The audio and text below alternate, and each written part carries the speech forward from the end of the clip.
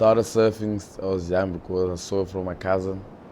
And from him, he started like telling me, come, let's go. Let me show you this one place. That was before this whole local surf lunch started. He told me let's go surf. And I went with him. Then I tried it the first time in my life. Then I just started feeling like getting in love with the surfing. And I was like, yo, let's go again. Since a young time, I was just pushing surfing.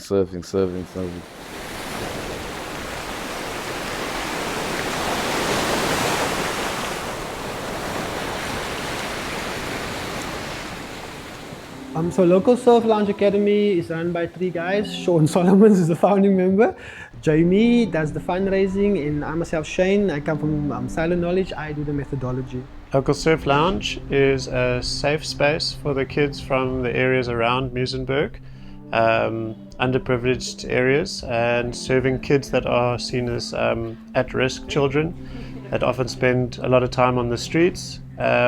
So we've made a space where they can come every day and be safe and go surfing is the main hook that keeps them coming back. So our basic focus is to build resilience, build identity, and create a space of belonging for the children. And by keeping them here, we're keeping them safe, we're keeping them stoked, we're keeping them surfing. Surfing gives them direction, it gives them hope, and it allows them to be what we call of utility, to have purpose.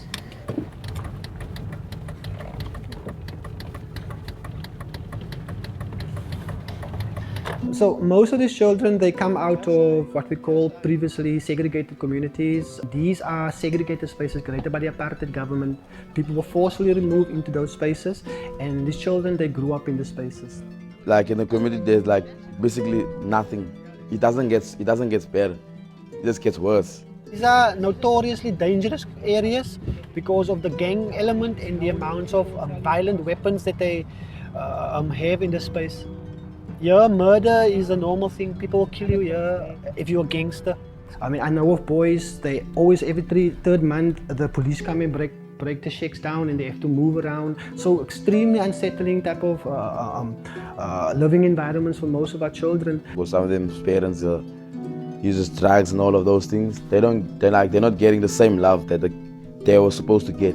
But besides all of this wickedness and all of this negativity, all the death and all the gangsterism, they're beautiful children. You can see it in their eyes, you know.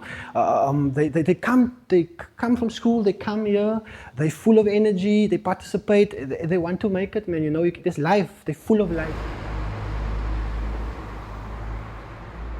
The whole organization is totally volunteer run, from the top management all the way down. Nobody gets paid. Lele and his team does the coaching. Yeah, and do the coaching on the beach. Lele is a certified coach. So when the kids come in first thing, they come, they greet everyone. We sit around, they sign in. If they start to sign in, we check, okay, who's all here, who's not here. After that, I tell them what's the plan and I tell them the whole program, what's gonna happen the afternoon. Right now, the boys are getting dressed, getting ready. Then after that, we're just waiting for everyone to come. Then we're gonna go on the wood.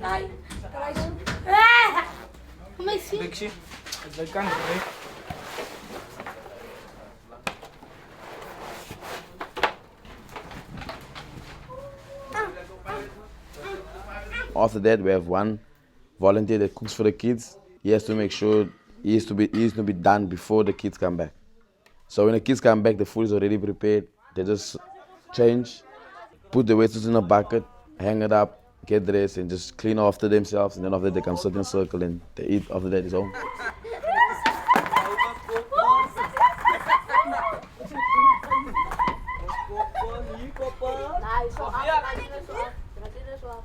We also try with the older members, the youth leaders, to look at employment opportunities.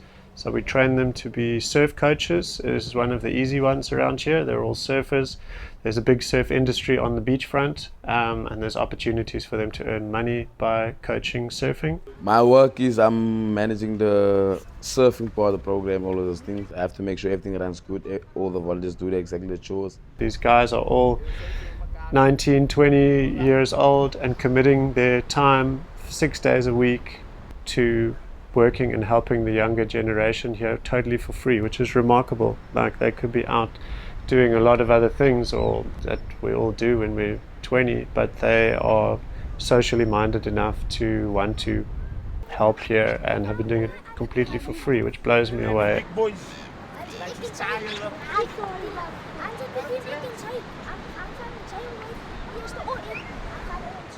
I grew up in Capricorn, in the same village where the kids come from. So it was like exactly as I tell them. So that's why, like, me and the kids, our vibe, like our energy is so connecting to each other, because we come from exactly the same space. And they see, like, and they see like what that surfing has done to me, and they just want to do the same thing. My dad let me go surfing first. He didn't want to do me. First he said, "You're not gonna do something like that." But then I did it. Then he let me go. He was like, "It's fine. You have my blessing. Do what you love. I'm not gonna stop." Since that time, I just kept on doing it. I do competitions, but I've been focusing so much on coaching the kids. I wasn't competing that much, but I did compete last year.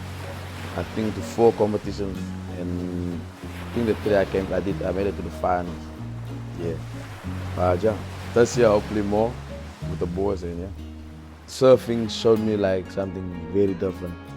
It showed me the bigger picture instead of like, stuck in Capricorn with small things. Like, it opened my mind much more. It made me grow to the person I am today, and all about that. So it did, like, surfing did so much more beyond. Today they're building a house for me. The reason why I'm getting a house is because I stay very far. So the traveling is really a cost for me to get to where I stay to here. So if I have to go home, I have to travel 2 taxis every day. And that takes a lot of cost to get 2 taxis come here. That's why Jamie came aboard and helped so much for me, like, to build a window house for me, instead of, like, traveling so far, instead of just being here. And using my skills and networks to increase funding into the program, to fix up the facilities, just to let the place run smoothly and sustainably for as long as possible. It was like, for me, it wasn't that easy because there weren't like equipment or wetsuits or people that can help you, like as the kids have now. I just like pushed all the way up till now. Now I'm just giving back to the kids, showing them the right path, like, into life, instead of taking the other way around. We've been doing this because we see a bigger picture. We see exactly the same picture as Shaw and them sees at Jamie and Shane. We see exactly the same bigger pictures. We need love, we need inclusiveness, and we need new visions, new ideas of how to do things. My hopes for the kids is, they must be beyond me. They must be like beyond, like they must do big competitions. I want to see them on TV, because that's like the most thing I told them. They mustn't be like me, they must be better than me. As we are improving our funding situation for the program, trying to work to a point where, like, the youth leaders will start to get like a little salary. So for me, my hopes is that the space remain open, that we touch the lives of not just one child, but of hundreds of children, even thousands of children, if we can. My hope is that we bring color to the sport of surf, that we bring different shades of brown into the ocean, and my hope is that the children live with a full life, a life that's full, that they don't die before the time prematurely, and that, they remember us as men that care. My dream is just travel the world, just surf, free surf, and give back to all the other countries where kids are struggling.